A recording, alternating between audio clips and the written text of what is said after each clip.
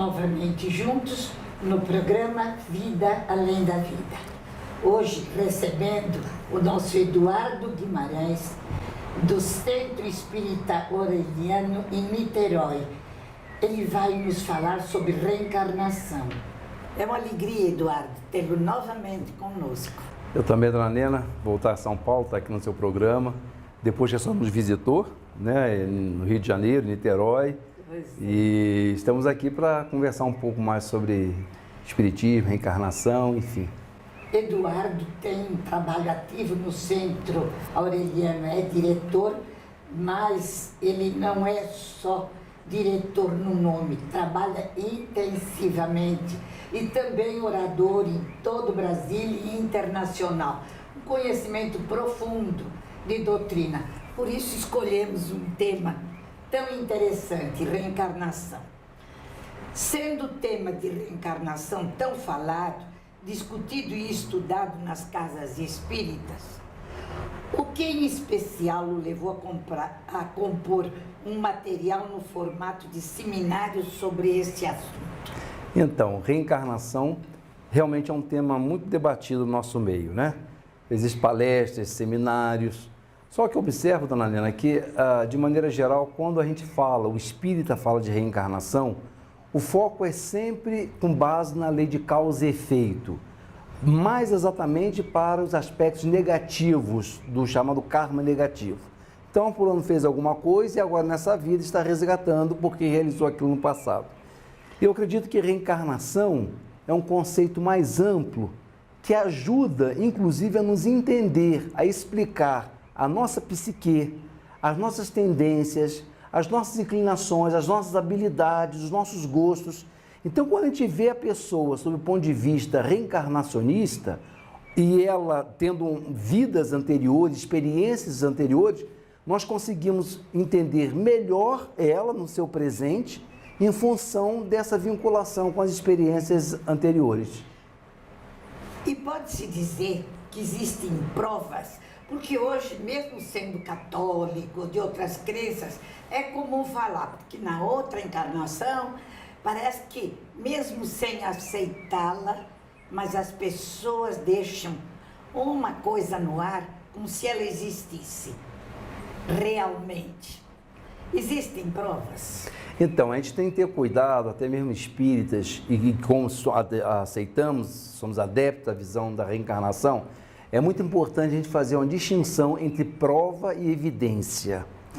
Prova é alguma coisa muito difícil você constituir ou construir em cima de algumas coisas. Talvez pouquíssimas coisas, até mesmo das chamadas ciências acadêmicas, ciências do mundo, nós poderíamos dizer que existem provas.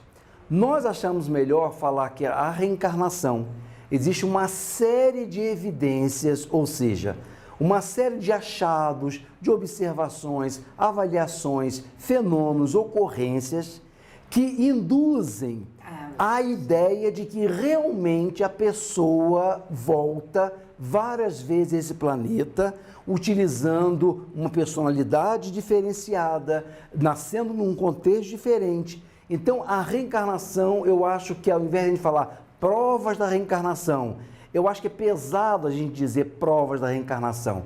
O melhor seria dizer as evidências a favor da reencarnação, que não são poucas, são inúmeras, vastas e em diversos campos do conhecimento.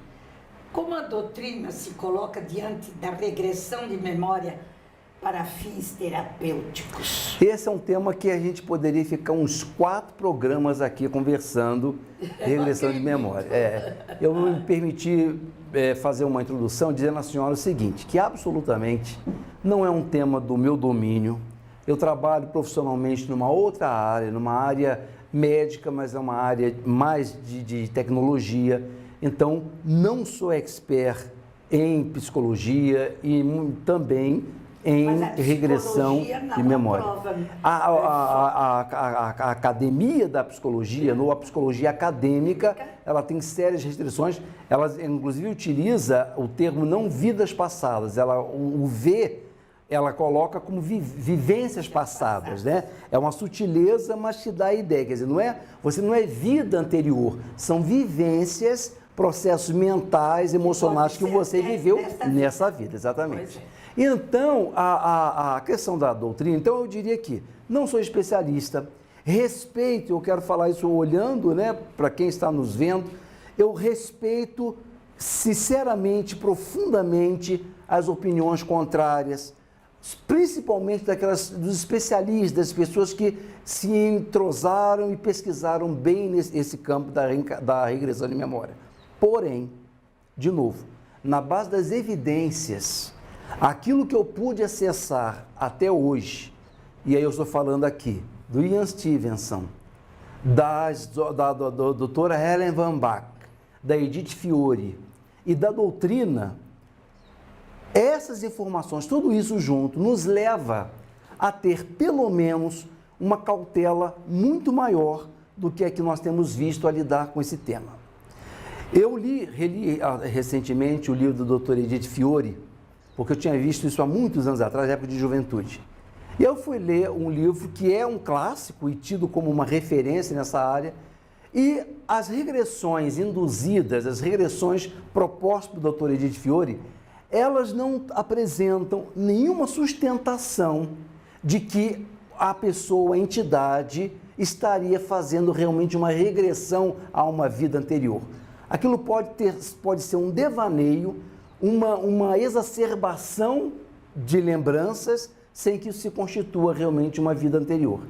Aí você vem com a doutrina espírita, Emmanuel, a senhora inclusive deve ter, eu tenho amigos que estiveram presentes numa noite em que o Emmanuel escreve uma psicografia, uma página sobre regressão de memória, desaconselhando. Então, eu acho, simplesmente só esse seria o meu recado, de que com relação a esse tema, tivesse mais cautela. As casas espíritas estão se propondo fazer regressão. Os psicólogos espíritas trazem a regressão de memória como sendo a terapêutica do século, como se fosse a resolução de todos os problemas emocionais e psicológicos, quando simplesmente isso não é verdade, não é assim. Então, eu diria que a doutrina, ela propõe uma posição muito cautelar, muito cuidadosa para tratar de um assunto tão complexo e profundo e sobre o qual sabemos muito pouco.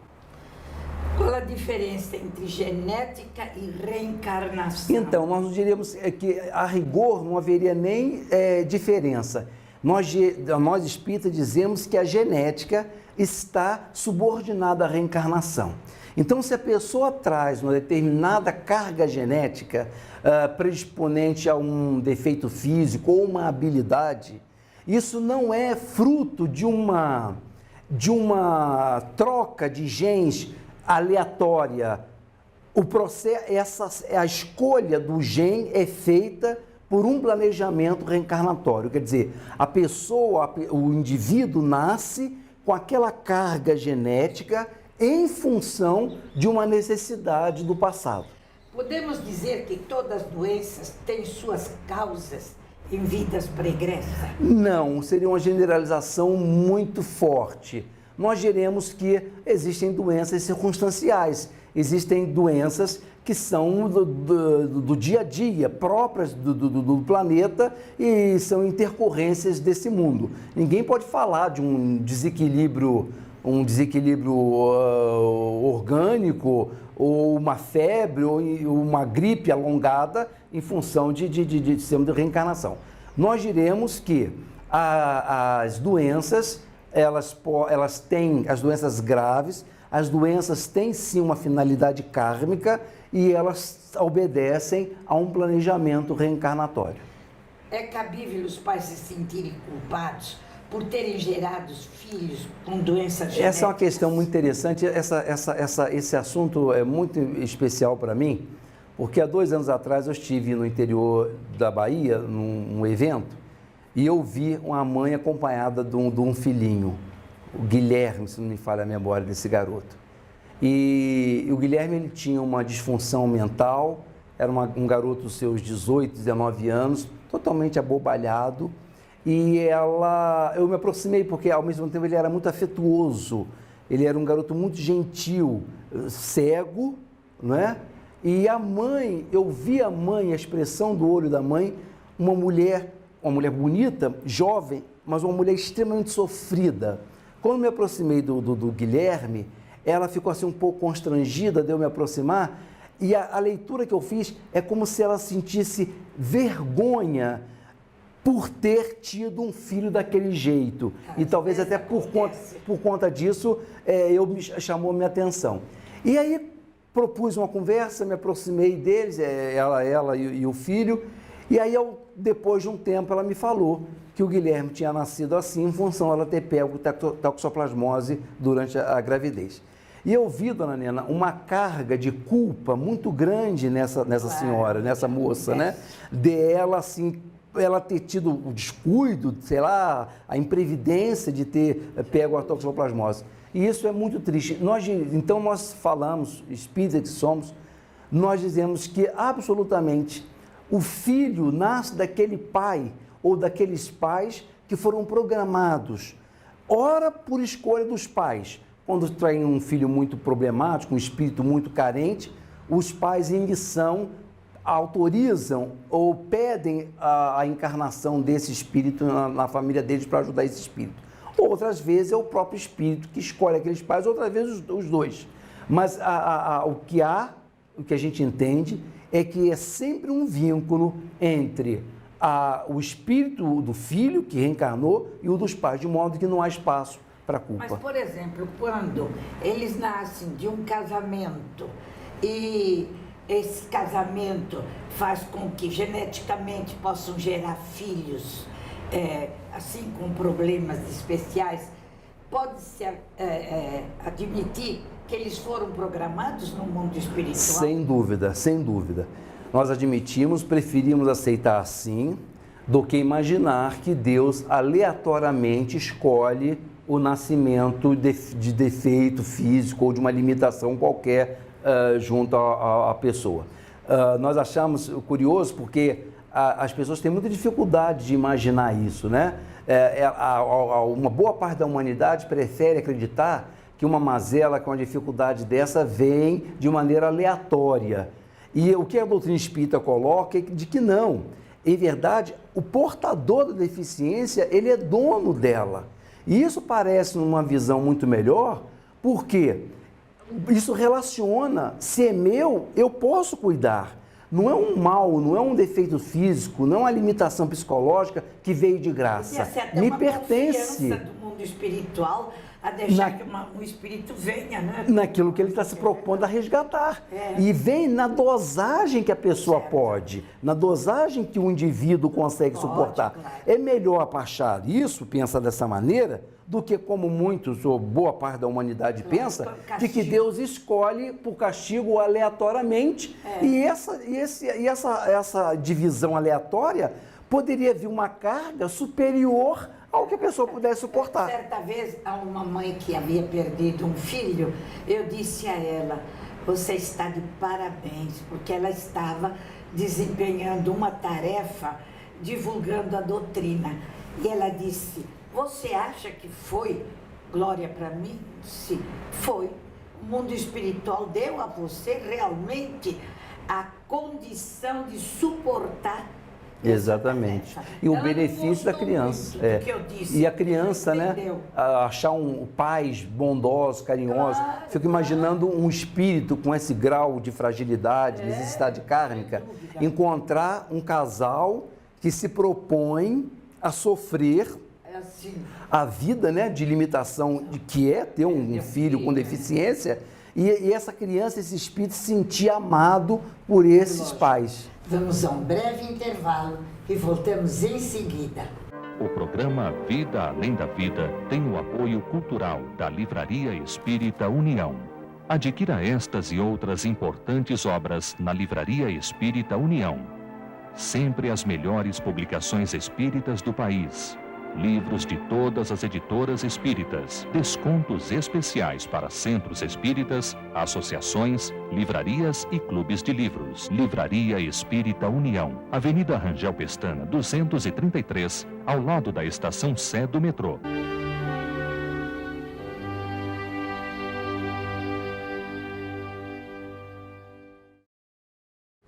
Voltamos com Vida Além da Vida. Hoje entrevistando Eduardo Guimarães. Há alguma relação entre reencarnação e desenvolvimento das habilidades? Por exemplo, música. Às vezes ótimo. a gente vê numa família que filho de músico é músico. E nem sempre ele às traz vezes a habilidade dos pais. E não. nem sempre. Esse é um tema, e daí o porquê de eu ter desenvolvido um trabalho, um seminário de 5, 6 horas, exatamente isso. As habilidades, o exemplo que a senhora contou da música, né? A senhora tem 2 filhos, manda o Carlos e o João para a aula de violão, né? Os 2 desde cedo. Então vão para lá. Só que o Carlos gosta, vai praticar, começa a ensaiar um pouco mais, mas o João pega o violão lá uma vez ou outra, só quando a mãe cobra, enfim. Na trajetória desses 2 espíritos, se a gente pudesse traçar um gráfico das vidas, se o Carlos se dedicou ao longo dessa vida um pouco mais de violão, quando chegar na próxima existência em que os 2 nascem, quando a mãe não vai precisar nem mandar esse espírito ir estudar música, porque ele vai passar perto de uma casa, ele vai conhecer alguém e tudo aquilo que se relacionar à música, ele vai se antenar e vai buscar o passado. Ao passo que o João, o outro, que a rigor teve a mesma possibilidade de desenvolver, porque aquilo não deu, ele não se inclinou, ele não se interessa e não vai se dedicar. Então nós diremos que o virtuosismo, né, a capacidade, a habilidade nos vários campos, isso não é construção de uma vida. Isso é a continuidade de experiências que vão se sedimentando, que vão se reafirmando e que vão fortalecendo aquele pendor do espírito. Isso para as habilidades e para os defeitos também, né? É muito usado no meio espírita e até não. É karma, a palavra karma, e nem sempre aplicada devidamente. O que significa ação e não exclusivamente ação negativa? Nesse caso, haveria o que poderíamos chamar de karma positivo e negativo? Esse aspecto é interessante, porque nós espíritas, ou as pessoas de um modo geral, quando aventam a possibilidade da vida anterior, é porque, de alguma forma, está havendo um problema na vida atual. Algum projeto de vida, alguma satisfação que está sendo impedida, bloqueada, e a pessoa, então, inconformada com aquela limitação, vai procurar uma explicação, né? Eu costumo dizer, brincar, né, que eu nunca vi ninguém chegar numa casa espírita e pedir uma consulta espiritual ou uma orientação espiritual para saber por que ele é tão feliz, né? Eu disse, nossa, não é possível, tudo está tão certo para mim. Pô, eu queria que os espíritos me dissessem por que é que eu sou tão feliz. Eu nunca vi isso. De maneira geral, as pessoas vão buscar a explicação para uma tormenta, para uma dificuldade da vida. E com isso, nós vinculamos o karma, que é uma palavra sânscrita, até se acomodar. Para se acomodar e somente sobre o aspecto negativo. Nós falamos do karma como se, meu Deus, isso é um karma, porque isso é um karma. E esquecemos que o karma, ele enquanto palavra neutra e significando ação, a ação pode ser positiva ou negativa.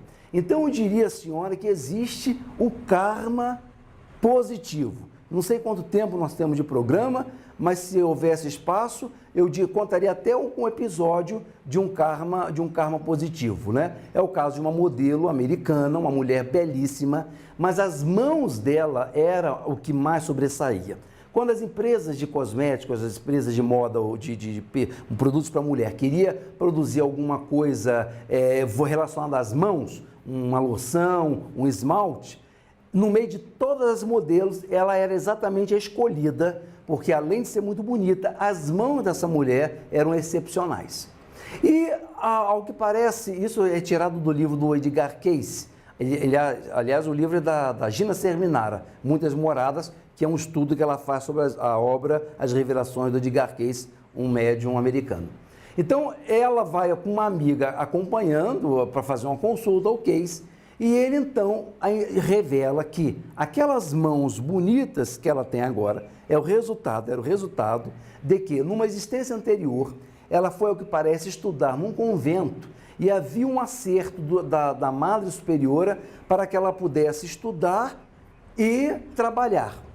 Ao que parece, a Madre não respeitou esse contrato e o espaço que era dedicado a ela para estudar, ela era obrigada a trabalhar. Só que, como ela roubavam dela aquele espaço para o estudo, ela, ao invés de se revoltar, se contradizer, se magoar, ela fazia tudo que era obrigação dela e que envolvia as mãos, ela conseguiu fazer sem mágoa nenhuma, sem rancor pelas madres, pelas irmãs de caridade. Com isso, ela dedicou-se e fez aquelas tarefas com as mãos de uma maneira tão bondosa que nessa vida, em função, no momento do planejamento reencarnatório, ela teve as mãos abençoadas, as mãos lindamente desenvolvidas, por ela não ter se magoado ou gerado uma negatividade em função daquela experiência ruim. Então, isso vem provar que o karma, as habilidades, os hobbies, né? Por que uma pessoa, às vezes eu tenho uma profissão, ganha vida com aquela profissão, mas final de semana ele gosta de ir para um sítio pintar, ou gosta de ir fazer uma atividade diferente, o hobby, à luz da reencarnação, é exatamente a demonstração de que já tivemos experiências diferentes e que o hobby é a nossa busca por aquilo que nós gostamos de fazer no passado. Você falou em hobby. E a explicação, por exemplo, de pessoas que já nascem extrovertidas e outras têm uma os tipos. timidez. A gente percebe, né? Existem pessoas assim que entram no espaço, no ambiente, onde vão ser chamadas, elas já chegam brilhando, já parece que nasceram no palco. Outras são pessoas sempre recatadas, falam com dificuldade, são tímidas, exageradamente tímidas. Não teremos tempo para trabalhar esse tema hoje no nosso programa, sobre essa questão dos chamados tipos de junguianos introvertidos e extrovertidos, mas a reencarnação nos permite entender qual o porquê de uma pessoa se mostrar nessa encarnação com uma timidez exacerbada e por que uma outra se mostra tão extrovertida, tão alegre, tão para fora dela mesma. Isso envolveria um desdobramento maior para a gente poder explicar exatamente como é que a reencarnação, as vidas sucessivas, a teoria das vidas sucessivas, nos ajuda a entender por que os tipos são diferentes. Se uma pessoa está no seu campo de ação, profissionalmente, emocionalmente, ela pode ser extrovertida. Mas não necessariamente por ela estar no campo dela, dona Nena. Eu conheci vários experts, pessoas extraordinárias, né? Eu conheci uma das pessoas mais interessantes, mais pesquisadoras do vírus influenza no Brasil, uma personalidade internacionalmente conhecida, com vários trabalhos publicados nas melhores revistas de infectologia do mundo, e uma pessoa que era voltada, às vezes, quando ela é colocada num local de evidência, representando, por exemplo, o presidente da Fundação Oswaldo Cruz, era uma mulher extremamente tímida. Quer dizer, era a área dela, era a área de especialização dela, mas ela não conseguia manifestar aquela desenvoltura que esperaríamos estando lá na área dela, por conta dessa timidez, e eu acho que o processo vem de vida anterior. Por exemplo, no homossexualismo, a doutrina espírita diz que muitas vezes, ao trocar de reencarnação de homem para mulher, nós trazemos essa dificuldade, muitas vezes, na vida atual. Você pode atribuir sempre a reencarnação? Dona Ana, se você me permitir, já me fizeram sinal de que o programa está acabando. Eu deixo essa pergunta para responder numa oportunidade, ou num programa futuro, ou numa segunda parte, vamos ver, porque o tema é complexo, convenhamos, e eu prefiro dar uma resposta um pouco mais esgarçada a posicionar rapidamente. Vida além da vida chega ao seu fim. Até a próxima semana, se Deus quiser.